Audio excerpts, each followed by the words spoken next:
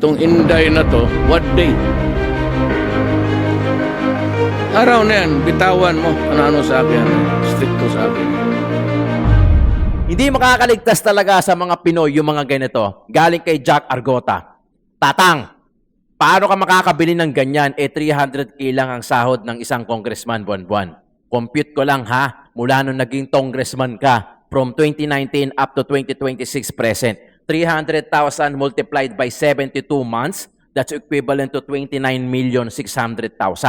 Meron ka pa daw di umano Cadillac Escalade na tag 18M, Mercedes-Benz na C63S na tag 5M. So paano ka magkakaroon ng ganyan, tatang? 300k lang ang sahod ng isang congressman.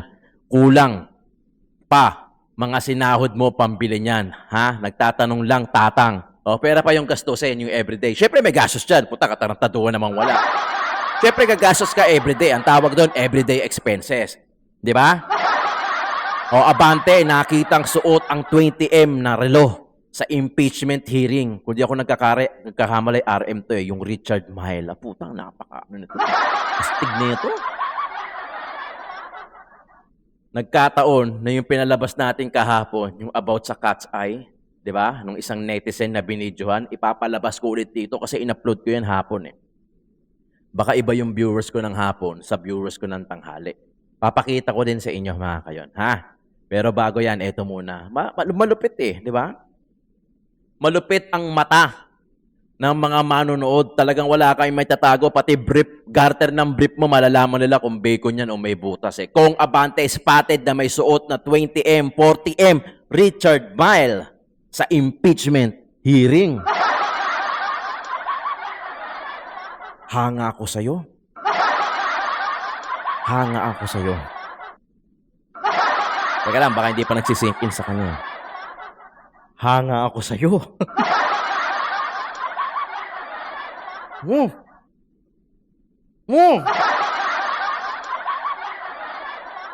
Puta relo, 40M, house and lot, condominium, mansion. How I wish.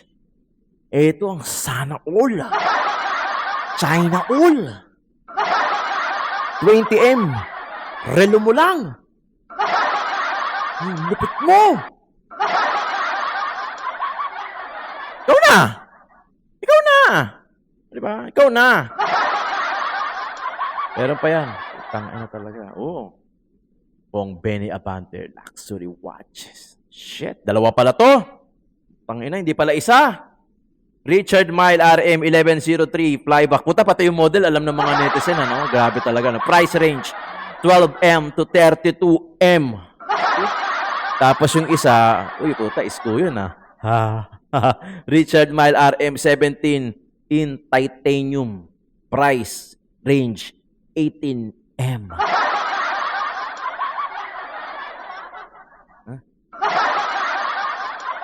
Shit, ang sarap mag-congressman. No? Hindi, okay na ako dito.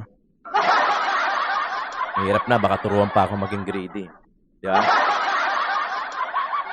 Okay na ako yung may pangkain kami araw-araw ng mga anak ko. Tapos pagka gusto nila mag-Jollibee, mag-Mang-Inasal. Kasi favorite ng mga anak ko yung Mang-Inasal. Okay na ako doon na meron akong uhugutin na pera pag gusto nila Mang-Inasal. O Jollibee. At saka yung may ipasok ko sila, hindi man lang sa exclusive na school, well, at least private na maganda na eskwelahan, okay na ako doon. Okay na yon sa tingin ko, sa akin. Grateful na ako doon. Maraming salamat sa Panginoon sa pagbigay sa atin ng biyaya, blessing, na alam natin na kailangan natin ngayong araw na to. Diba? Hindi, totoo. Totoo yun. Kung hindi mo pa siya kailangan ngayon, huwag mo nang asamin.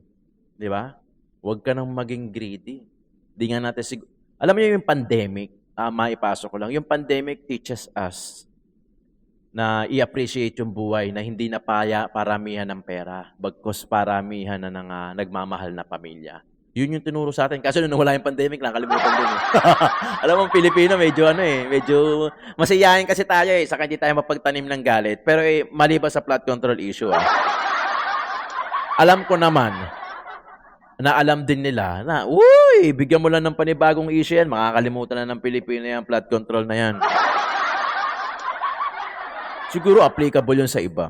Pero sa ibang issue. Pero sa flood control na trillion-trillion, yung mga manonood na yan, yung mga Pilipino na yan, yung mga negosyante na yan, yung mga galit na galit sa korap, nananahimik lang yan. Hintayin nyo pag 2020.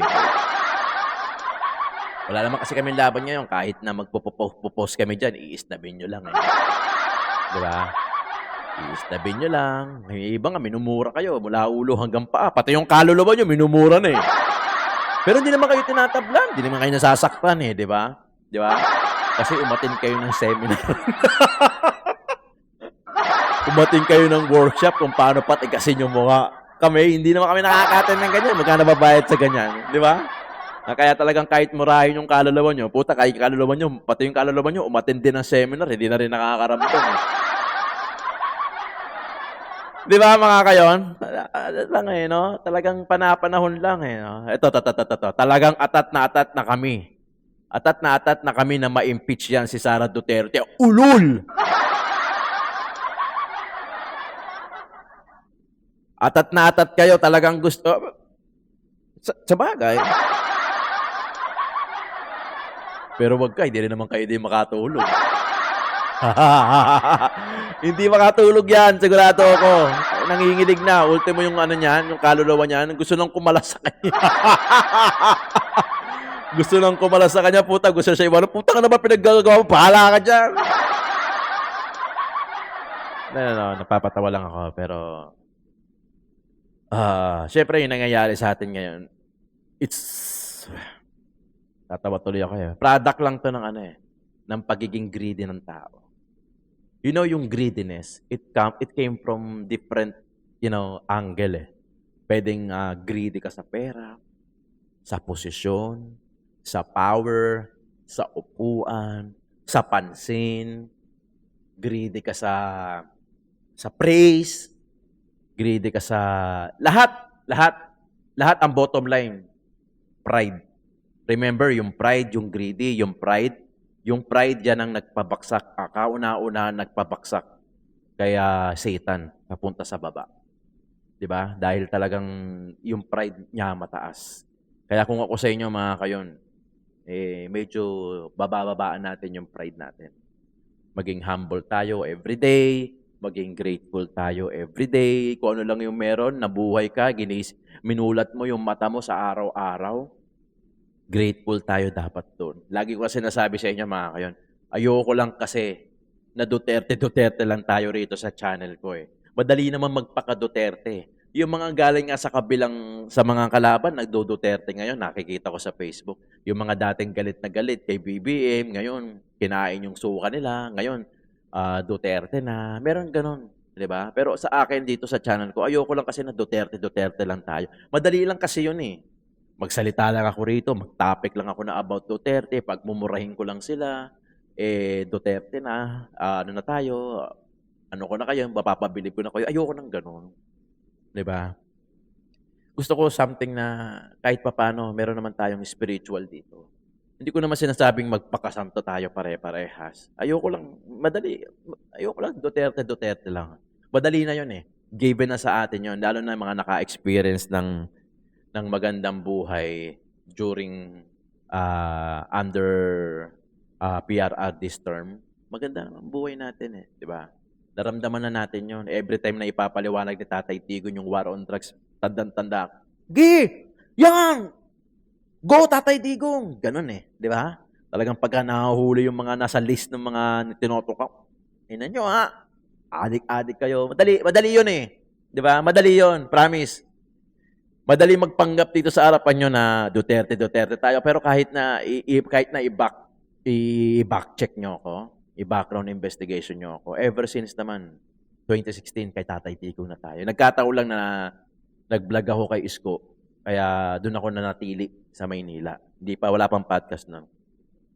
Pero ever since Tatay Digong, Isko, alam niyo naman yan eh, Tatay Digong saka Isko Moreno lang ako. Regardless kung ano man yung pinaniniwalaan nila, kung ano man yung pinaniniwalaan ni Tatay ni Yorme Isko Moreno, siya yun eh, di ba? Pero ako, lagi ako nakasuporta kay Isko Moreno. At lagi rin ako nakasuporta kay Tatay Digong. Kaya ang sinasabi ko lang dito, ayoko lang yung Duterte tayo. Gusto ko kahit papaano may touch pa rin ng, alam mo yun,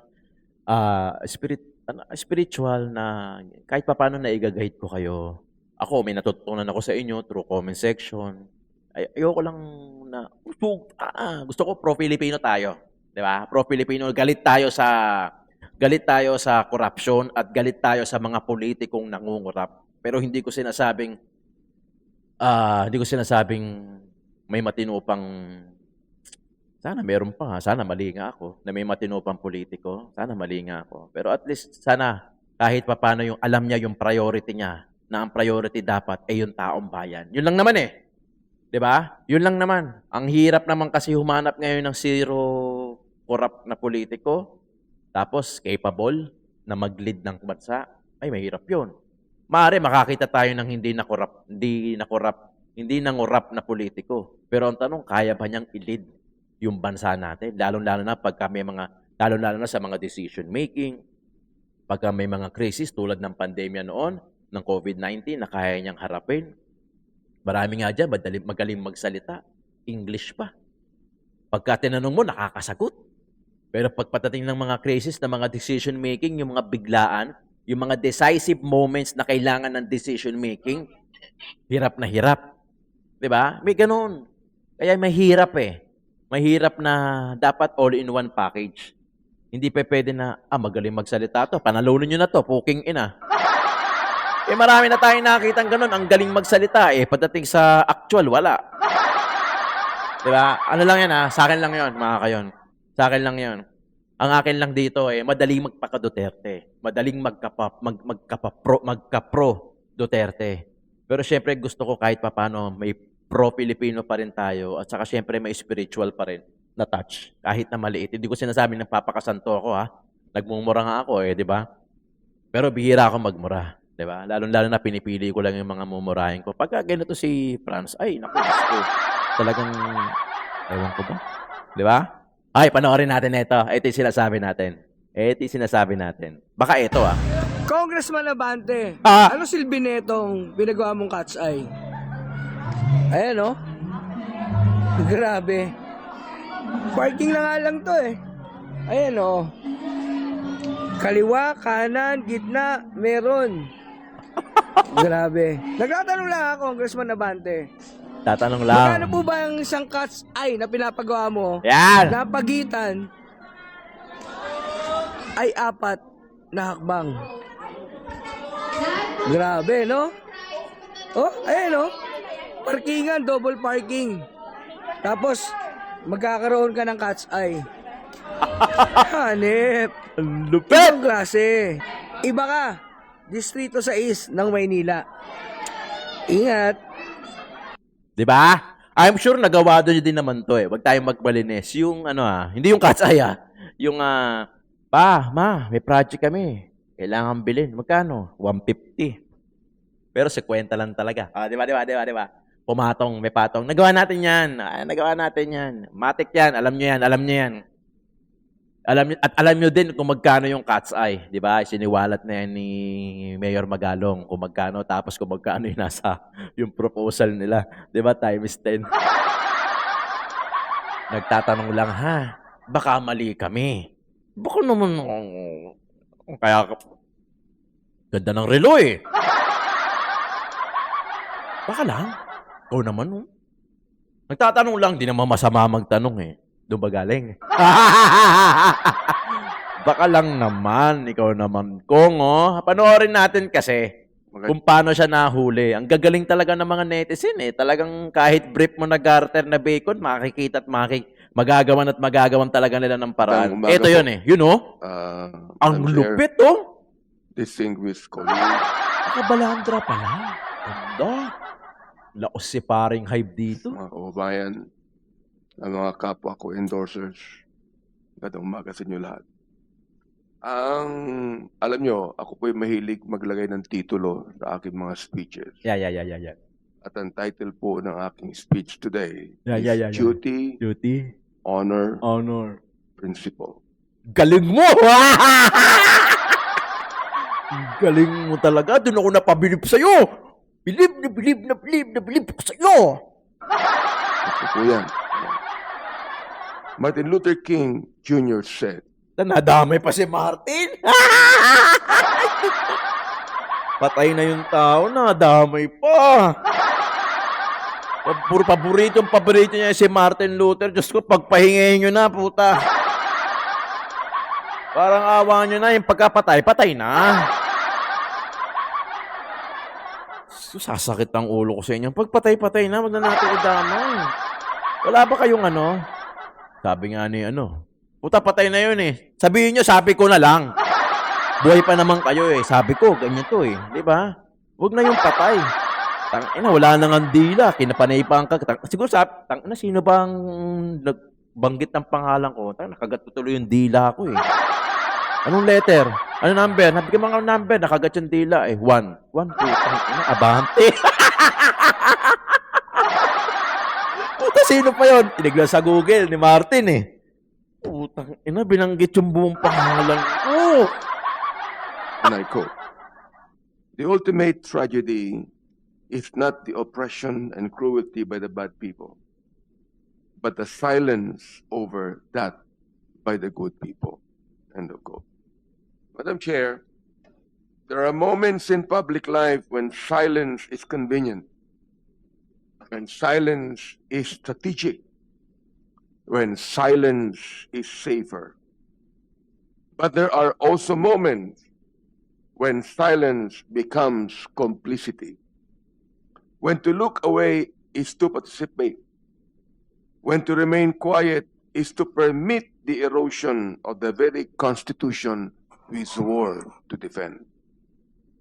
I endorse this fourth impeachment complaint with Congressman Paulo Ortega, not out of anger, not out of partisanship, not out of personal animus. I endorse the fourth impeachment complaint because the allegations before us are grave and quite serious, because they strike at the heart of constitutional order, Yari kayo sa 2028. because they involve the alleged misuse of hundreds of millions in confidential funds, Ina naman confidential funds na naman. because they involve sworn affidavits, COA findings, documentary irregularities, and most chilling of all, public admissions that, if true, undermine the sanctity of lawful succession and the stability of government. We are not here to convict. We are not here to persecute. We are not even here to prejudge. We are here to determine sufficiency in form and sufficiency in substance. But allow me to stress that sufficiency is not a trivial threshold. It is a constitutional gate. Tahimik dito sa flood control no? Tahimik din to no? And when credible, detailed, documented allegations are placed before us, allegations of betrayal of public trust, culpable violation of the Constitution, graft and corruption, and other high crimes, this committee does not have the luxury of indifference. Nasa kamay mo eh. Because public office Luxury. is a public trust. These words are not ornamental, Ay, Madam nako. Chair. They are not decorative language placed in our Constitution for ceremonial speeches. They are a command, a standard, a warning. When confidential funds are alleged to have been encashed in vast sums and liquidated in implausible time frames, when audit findings raise red flags, when sworn testimony describes physical transfers of cash outside normal channels, when public statements threaten the very officers named in our Constitution, we cannot say this is inconvenient. We cannot say this is politically difficult. We cannot say let someone else handle it. Why? Because this is our constitutional duty. If the complaint is defective in form, we will say so. If it lacks ultimate facts, we will say so. If it fails the standard required by the Constitution, we will say so. But if it meets the threshold, if it alleges ultimate facts supported by sworn statements and documentary annexes, sufficient to warrant investigation, then we must allow the process to proceed. For the power of impeachment, Madam Chair, my dear colleagues, is not a weapon. It is a safeguard. It is not vengeance. It is accountability. It is not politics.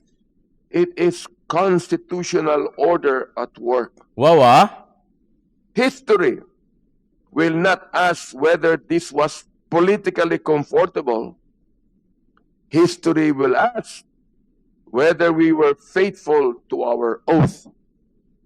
We swore to preserve and defend the Constitution, not selectively, Madam Chair, not conditionally, not when it is convenient.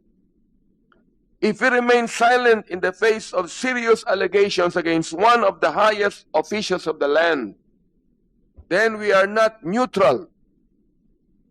We are negligent. This hearing is not about personalities. It is about principle. It is not about ambition. It is about accountability. It is not about 2028.